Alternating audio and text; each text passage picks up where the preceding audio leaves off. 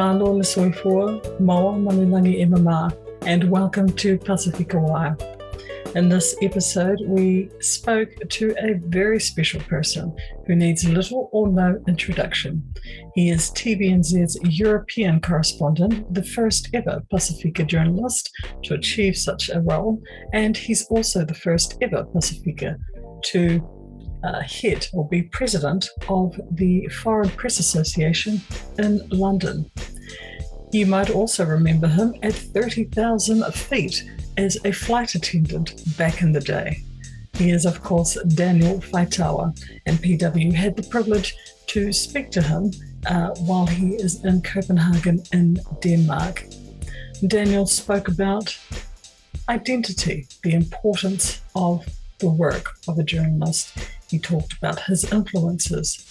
He talked about what he has seen during the global pandemic that continues to ravage the world. He talked about why it's important to share his stories. And we joined him as he talks about life and where to from here for Daniel. Sorry, I'm not sure what happened there, Daniel. We were interrupted. You were talking about the influences, the people who influenced you into journalism, your father and your brother? And so they were my two mentors, and people I just highly respect, and hopefully I can make them proud. What makes a good journalist? Well, that's a good question. I think a good journalist is someone who listens, and I think that is the key to the job. Definitely the core values are balance, accuracy, and fairness. Like, they are the core values of becoming a journalist, but also I just think listening is another value that you can add. A good journalist also has a good contact book where you can, so networking is important. You know, you cannot stand back. If you see an opportunity, grab it, because you don't know when that will ever come back again. And I think in this COVID world that we're living now, it's just reinforced that life is too short, way too short. So if someone hands you a harmonica and says, do you want to give it a go? Don't sit back and go, nah, it's not me. Give it a go. Give anything a go. And if you become a journalist or you're looking at that avenue, listening is the key, I think, in my opinion. And I just think that will get you far, and respect. But I think that's just a Pacific thing. It comes naturally. It's part of our DNA, they say.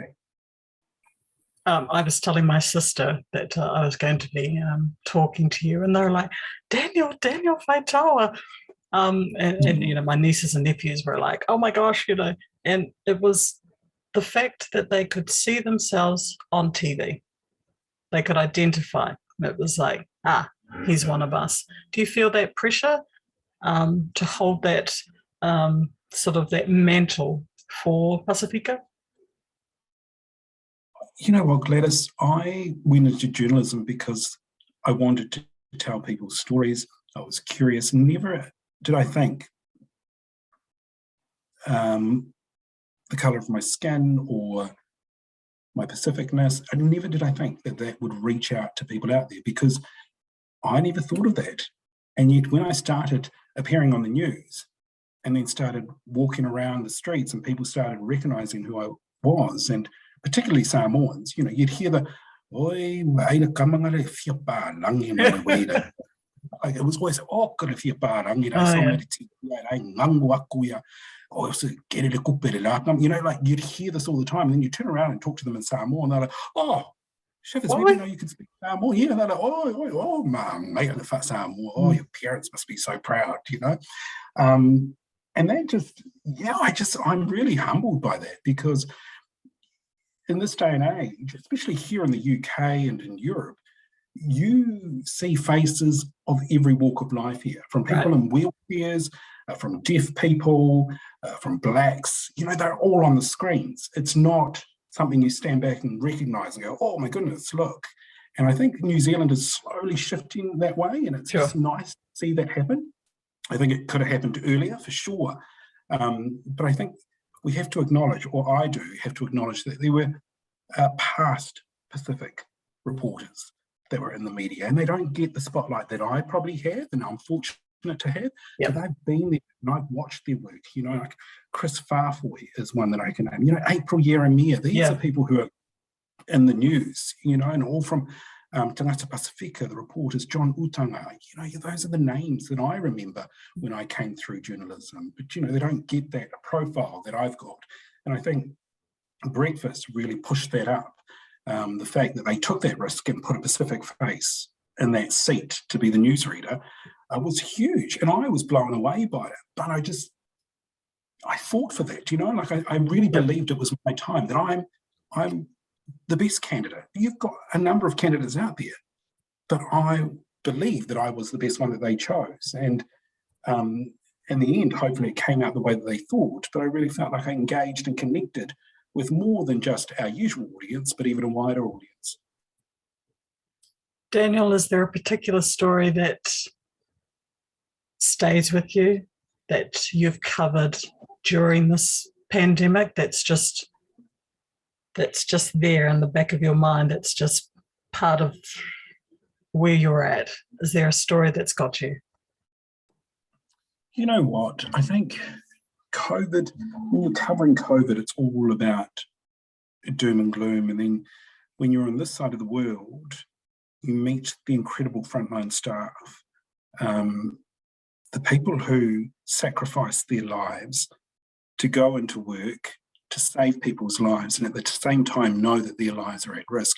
And it's just not medical staff that I'm talking about, but it's also supermarket staff. These were the key people that kept the UK alive throughout the lockdowns, because we all needed those necessities. And it really showed the importance of their work and their role in the economy here, particularly in lockdown. So telling their stories will always be special to me, because I believe that they are all just incredible angels. They really looked after us and they really put their lives at risk, and not just their own, but also their families. Every time they went home, I heard stories that they had to strip down and have showers, or some of them just slept in the cars because they just were so afraid that they may have the virus and pass that on to their families. And it's been emotional for the last 18 months, because they are the stories that you hear time and time and time again. And in particular, here in the UK, or back in the UK, we have a government that just didn't show enough leadership. And so there was just a lot of confusion and a lot of misunderstandings. And because of that, the death toll was in its 150,000. I mean, you just cannot fathom that. That's just so hard to believe. So, yeah, I think just in terms of a story that stays with me, it is the story of frontline staff. And your own personal story journey, president of the Foreign Press in London. Congratulations. Talk to us about that. Thank you. Yeah, so that, a couple of positions came up in the executive committee, and I received a phone call from the Foreign Press Committee members, and they'd sent out an email saying, if you're interested to sit on the committee or put your name forward, you need a nomination. So I thought, oh yeah, I'd consider it. And then I got a phone call saying, look, Italy have put you forward. And I was like, oh, boy, Team Italy. And they were like, and France has seconded that. And I was like, what? Hang on. And so I got onto the exec committee. So there were 4 of us on the exec committee. So we had our first meeting. And the first meeting was it was last month, virtual. And then they said, oh, by the way, it's elections. And so we are looking, if anyone is keen, to be president. And remember I said COVID has taught me just to seize those moments. Yeah. I thought, why not, Gladys? Why not? Why not? Give it a go. Give it a crack. We'll see how it goes. And lo and behold, unanimously voted and elected president of the Foreign Press Association here in London. So that is a membership of 500 of the world's heavyweights in media based in London. Wow. And so, yeah, it's a huge wow. And the exec committee, which is made up of I think there's about 9 or 10 of us, and they have representatives on there, journalists from Russia, from France, from Italy, from Spain. This is like the United Nations, and there's a little old Kiwi, the old Samoan, sitting at the head of the table going, right, order here, please, order, I'm going, well, pinching myself, thinking this is incredible. So our role, well, my role in the exec committee, is just really a safety network for our journalists, and just to ensure that they're supported, that they are heard, and that we start finding talent, world talent or talent that makes headlines, to come in and talk to our foreign press. And also we, the exec committee and myself, we liaise now with Downing Street, with Buckingham Palace.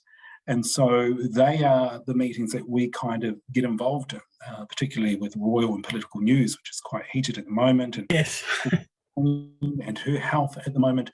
It's a great opportunity for New Zealand to be sitting at that table and getting an insight on what's going on. So a good heads up and be able to, represent New Zealand on there. So, it's amazing. It's incredible. It's fun and it's great. And I'm guided by such an experienced team. Like some of those on the committee have sat there for almost, I think, maybe 10 years almost. So, and the fact it is the oldest and biggest association for journalists, started in 1888, and never, 134 years, has it had a New Zealand representative reach the top. So, really happy.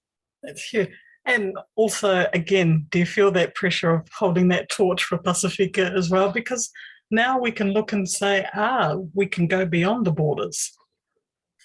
I do. I just try my best, and you feel pressured every day with the decision making, and that's part of it, the decision making. But also, when you're sitting on the exec committee, it's really interesting because people are like, "Oh, you're from New Zealand, but where are you from? Like, what's your background?" And then you fill them in, and they're just like, "Oh," and of course, when Tonga happened, people were like, "Is he Tongan? Is he Tongan? Does he look Tongan? He might be Tongan."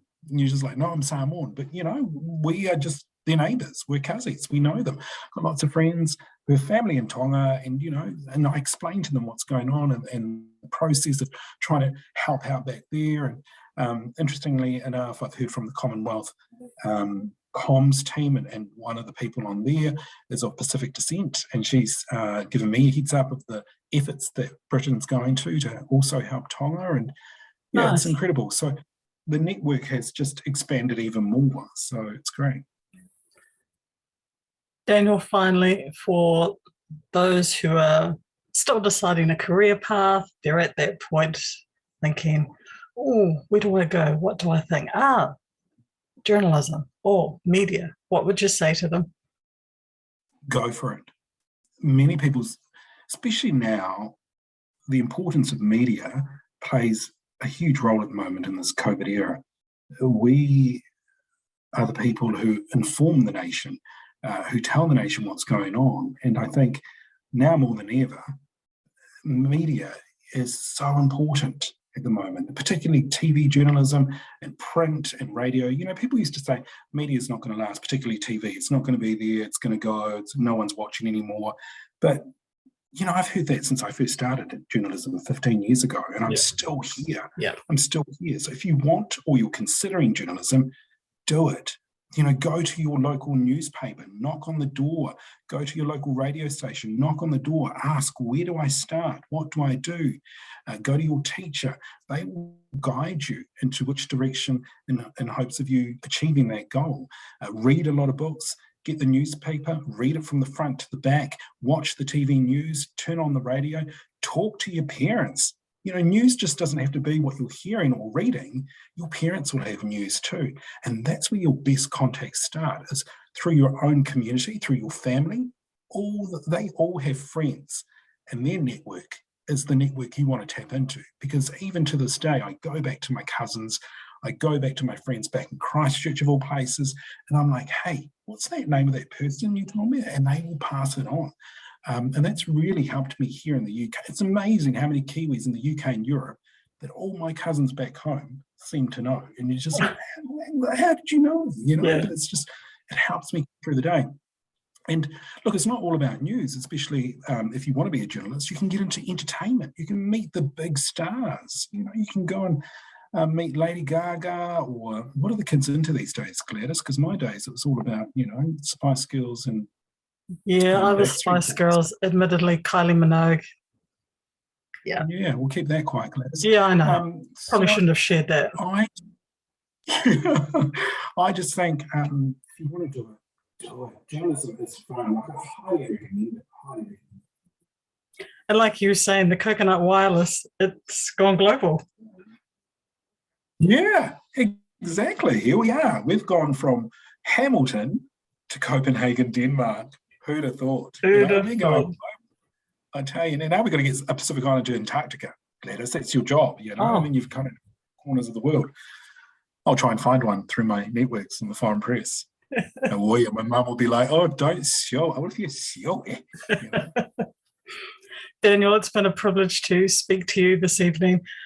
We wish you nothing but the best, safe travels to you and your family. Blessings, and God willing, we'll see you back on this side of the world once MIQ opens up. I think we're opening up February 27th, so hopefully we'll be seeing you back on these shores.